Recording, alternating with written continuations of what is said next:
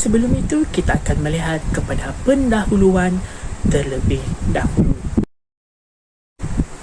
Pentaksiran merupakan satu proses akhir yang dilaksanakan untuk mengetahui keberkesanan pengajaran guru dan penguasaan murid berdasarkan mata pelajaran yang dipelajari. Pentaksiran menentukan tahap kebolehan pelajar secara holistik dan menyeluruh. Ahrens 2004 dalam penulisan Bong dan Rakan-Rakan ada menyatakan pentaksiran sebagai maklumat yang telah dikumpul akan menyediakan maklum balas dalam membantu menambah baik aktiviti pengajaran dan pembelajaran. Pentaksiran ialah proses yang berterusan untuk memperoleh maklumat, menginterpretasi, merekod dan melapor prestasi murid untuk membantu guru membuat keputusan dan mengambil tindakan. Bagi kumpulan kami, pilihan tajuk adalah Sejarah Tahun 4, iaitu tajuk 3, Zaman Prasejarah. Manakala standard kandungan adalah 3.1, Kehidupan Manusia Zaman Prasejarah. Manakala standard pembelajaran adalah K3.1.6, iaitu menjelaskan sikap bersedia untuk menghadapi perubahan persekitaran. Seterusnya, kita akan melihat kepada pembelajaran berasaskan projek. PBL ialah proses pembelajaran yang berfokuskan kepada tugasan amali secara sistematik dan terancang dalam jangka masa tertentu. Pembelajaran berasaskan projek juga merupakan satu kaedah pengajaran yang menekankan kajian dalam bentuk projek sebagai cara murid memperoleh ilmu. Tujuan pembelajaran berasaskan projek adalah untuk meningkatkan pengetahuan dan kemahiran dalam sesuatu bidang atau domain interdisiplin. Murid boleh melaksanakan projek secara berpasukan kerana proses interaksi sosial yang dilalui murid memberikan kebaikan kepada mereka. Johnson dan Johnson 1999 dalam penulisan Dr. Syed Ismail dan rakan-rakan pada tahun 2017 ada menyatakan dari segi keberkesanan kerja secara berpasukan, banyak kajian telah menunjukkan bahawa strategi pembelajaran kooperatif dan kolaboratif lebih baik berbanding dengan pembelajaran secara individu. Antara ciri-ciri pembelajaran berasaskan projek adalah seperti berikut. Yang pertama, boleh dijalankan secara individu ataupun berkumpulan. Seterusnya, penilaian dijalankan pada setiap tahap proses. Dan ketiga, mengintegrasikan pengetahuan dengan aktiviti. Yang keempat pula adalah interaksi antara guru dengan murid berbentuk bimbingan dan rundingan pada setiap tahap proses. Kemudian, guru perlu menjelaskan prosedur pelaksanaan dengan lengkap. Seterusnya, ciri-ciri yang lain adalah melibatkan pengumpulan bahan, maklumat, data dan pelaporan hasil serta refleksi kendiri. Yang seterusnya adalah bersesuaian dengan murid dan kurikulum. Dan yang terakhir adalah berasaskan kemahiran, pengetahuan, pengalaman dan kebolehan murid. Antara kepentingan pembelajaran berasaskan projek adalah seperti yang berikut. Yang pertama, mewujudkan komunikasi positif dan perhubungan kolaboratif dalam kalangan murid yang pelbagai ragam. Seterusnya, menarik minat dan memotivasikan murid yang kurang menumpukan perhatian dalam proses pembelajaran dan pengajaran. Dan yang ketiga adalah membantu murid memahami dan mengaplikasikan pengetahuan. Seterusnya, membantu murid dalam pembelajaran serta menguasai kemahiran menyelesaikan masalah, komunikasi serta pengurusan kendiri.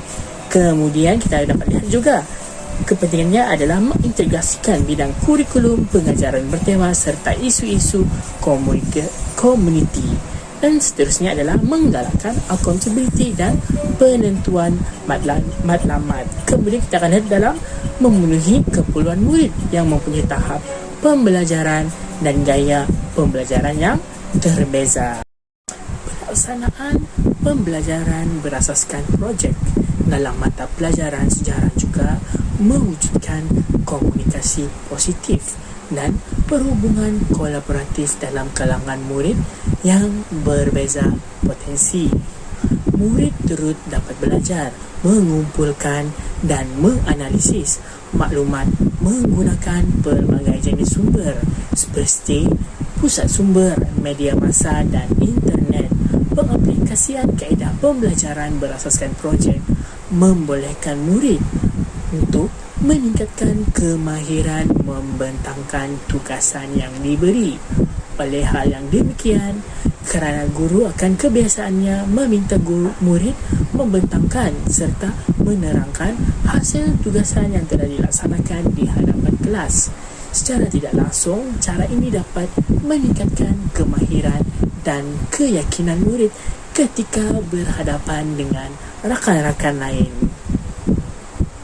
Aktiviti PBL yang dipilih oleh kami boleh dilihat di dalam buku teks sejarah tahun 4 muka surat 84, di mana bahan yang diperlukan oleh murid untuk aktiviti kumpulan ini adalah botol plastik, penutup botol, penyudut minuman, lidi, gunting, belon dan pita pelekat.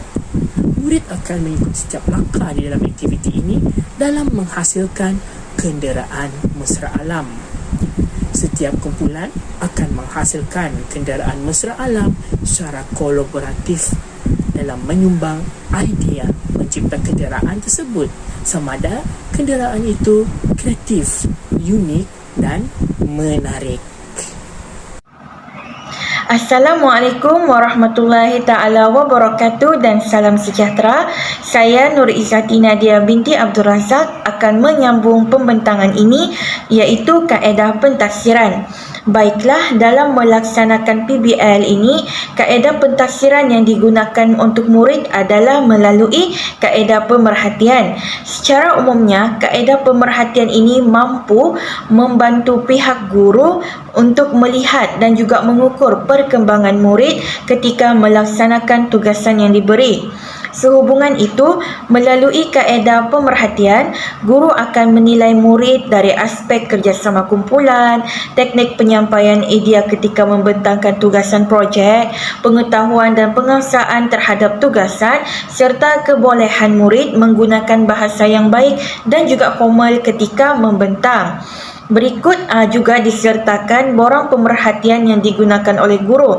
Sebenarnya, borang pemerhatian ini bertujuan sebagai borang refleksi untuk melakukan penambahbaikan terhadap murid.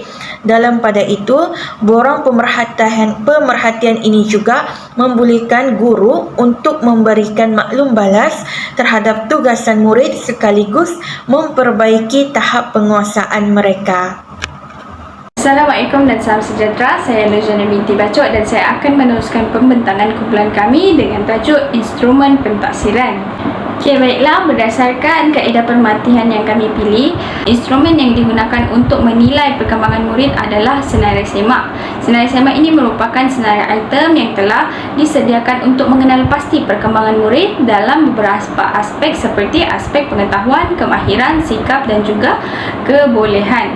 Senarai semak yang disediakan ini adalah untuk menentukan sama ada tingkah laku dan kriteria yang telah ditetapkan dapat diperhatikan dan dilakukan oleh murid sepanjang proses penghasilan projek.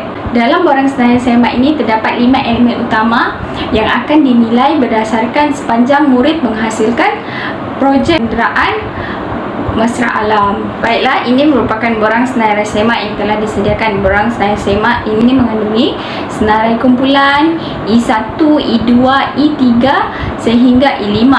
I1 adalah menunjukkan elemen 1, elemen 2, elemen 3, elemen 4 dan elemen 5, di mana guru boleh merujuk nota di bahagian bawah daripada borang ini. E1 menunjukkan ketetapan pelaksanaan projek mengikut tema yang telah ditetapkan, iaitu projek model kenderaan mesra alam, di mana murid menggunakan bahan-bahan terbuang untuk menghasilkan kenderaan mengikut kreativiti masing-masing.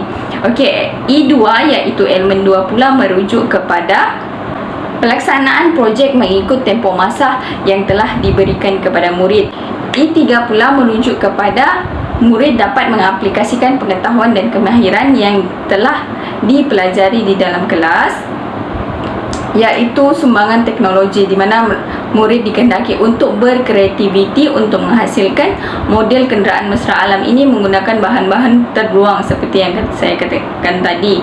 Seterusnya, untuk elemen yang keempat pula adalah elemen menghasilkan projek yang lengkap, menarik dan juga kreatif. Dan akhir sekali adalah elemen yang kelima, iaitu kaedah penyampaian yang berkesan dalam pembentangan secara berkumpulan, di mana dalam elemen ini juga murid diuji dari segi keyakinan dalam menyampaikan maklumat tentang projek yang telah mereka hasilkan. Okey, bagi menentukan tahap pengasuhan murid dalam projek ini, kumpulan kami juga menyediakan rubrik pentaksiran berasaskan projek, di mana seperti yang diketahui bahawa rubrik ini merupakan alat penilaian subjektif yang digunakan untuk menilai perkembangan ataupun prestasi murid dalam pembelajaran.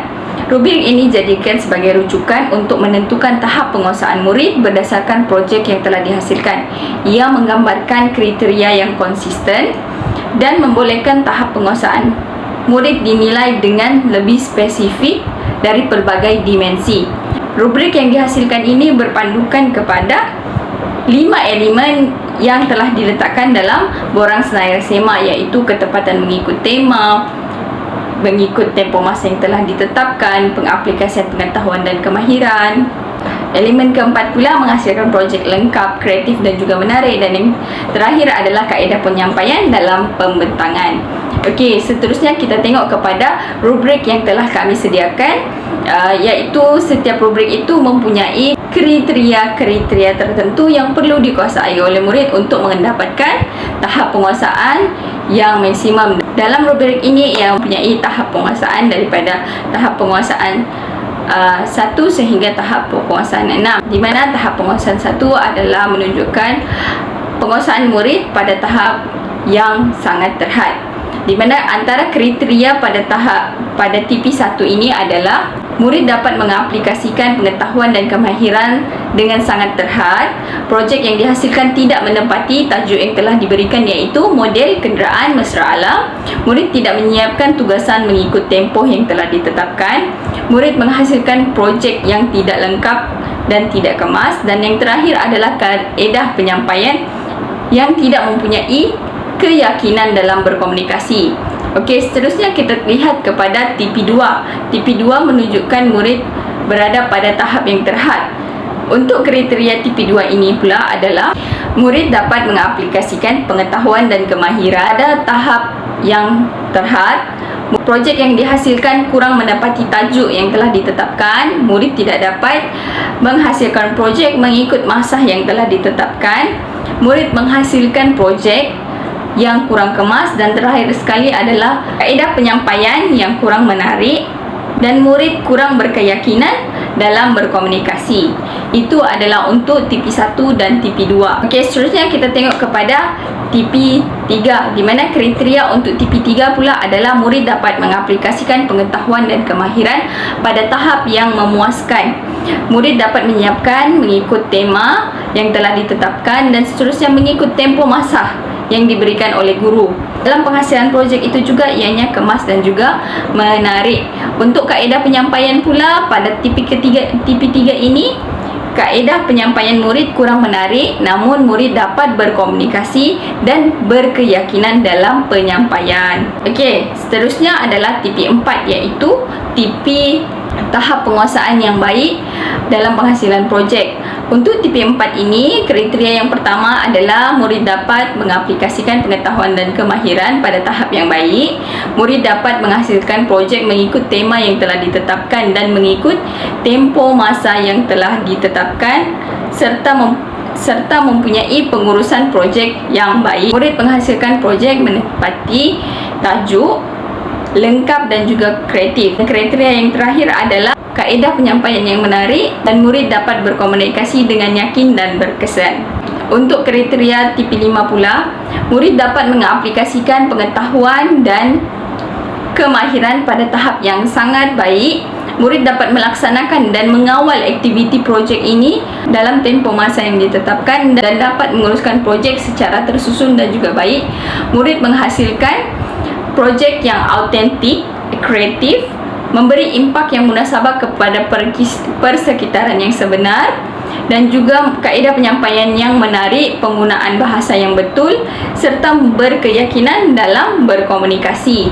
Okey, yang terakhir adalah TP6, iaitu tahap penguasaan cemerlang, di mana murid dapat mengaplikasikan pengetahuan dan kemahiran pada tahap yang cemerlang. Murid dapat melaksanakan dan mengawal aktiviti projek mengikut tempoh masa yang diberikan dan menguruskan projek tersebut secara tersusun, cekap dan juga baik. Murid menghasilkan projek yang autentik, kreatif, inovatif, memberikan munasabah kepada persekitaran sebenar dan juga boleh dicontohi. Seterusnya, untuk kriteria yang terakhir pada TP6 ini adalah mereka dapat menyampaikan dengan kaedah penyampaian yang menarik, menggunakan bahasa yang betul, serta dapat berkomunikasi dengan berkesan semasa pembentangan secara berkumpulan. Secara keseluruhannya, pentadsiran bilik darjah ini berperanan penting dalam sistem pendidikan kita. Ia mampu membantu guru dalam mengesan perkembangan murid secara menyeluruh, mengenal pasti kekuatan dan juga kelemahan murid dalam pembelajaran dan sebagainya. Melalui pentadsiran juga, guru boleh mengambil tindakan susulan untuk meningkatkan tahap penguasaan murid sekaligus mengubah suai kaedah pengajaran guru yang bersesuaian dengan aras penguasaan murid. Selain itu, penggunaan instrumen pentadsiran juga turut membantu guru untuk mengesan tahap penguasaan, kebolehan dan juga kemahiran seseorang murid. Misalnya, melalui pentadsiran secara PBL ini, guru boleh melihat kemahiran dan juga kelebihan yang dimiliki oleh seseorang murid. Jelaslah bahawa pentadsiran bilik darjah ini bukan hanya mampu membantu meningkatkan prestasi akademik murid, namun ia juga dapat menilai murid dari aspek jasmani, emosi, rohani, intelek dan juga sosial ataupun dikenali sebagai JERIS. Hal ini secara tidak langsung dapat membantu sistem pendidikan kita sekaligus dapat membantu untuk kemenjadian murid. Sekian dan juga terima kasih.